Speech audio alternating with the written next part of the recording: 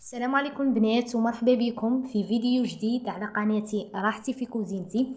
رجعت لكم من جديد بوصفة جديدة اللي هي المبسس التقليدي.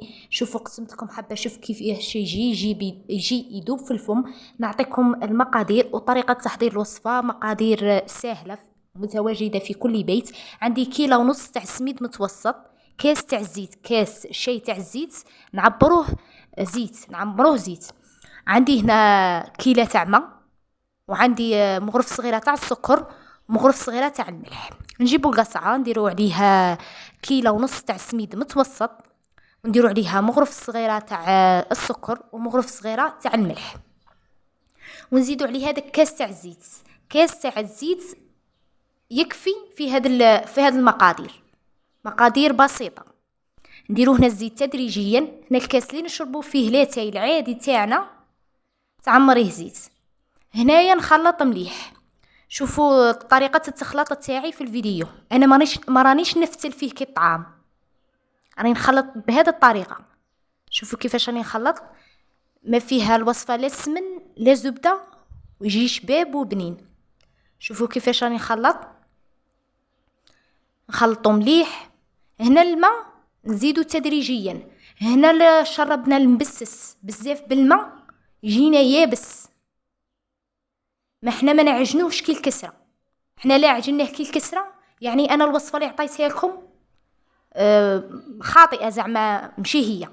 احنا كيما هاك نخدموه، ناس الغرب يخدموه كيما هاك. نديرو هنا الماء تدريجيا وما تشربوش بزاف باش ما يجيكمش يابس، غير بشويه نخدمو. نخلط هكا مليح. وصفه سهله على العموم، ما فيها حتى حاجه، اللي عندك تخدمي به. نخلطو مليح. هنا ما نستحقها لا ورق طهي، ما نحلو لا في ورق طهي لا في حتى حاجه. حنا غير في القصعه. وشوفوا غير الطريقه كيفاش راني نخدم، ساهله غير بيدي ونخدم.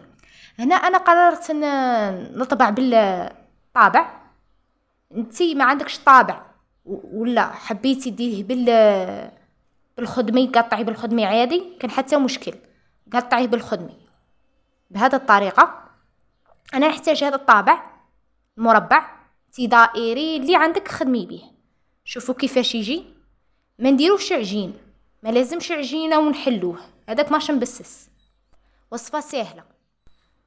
شوفوا كيفاش راني نقطع. ما تنسوش فقط الاشتراك. غادي هنا نديره في المقله.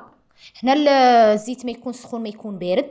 هنا نعطيكم ملاحظه، اللي يقول المبسس ينتحل لنا في المقله، هي كاع الوصفات اي وصفه يعطوها لكم ناجحه. هنايا السميد لا ما كانش ما راه زين، المبسس ولا المقروض ولا اي حاجه تنتحل لكم. خاطش هنا السميد ما راهش من نوعيه ممتازه، هذا مكان يعني الوصفات كاع ناجحه على العموم. شوفوا كيفاش نقليه.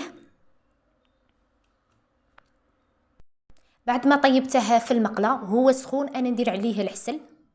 هو سخون العسل بارد من الافضل. شوفوا كيفاش جاني. نقسم لكم هنا الحبه تشوفوها كيفاش جاتني.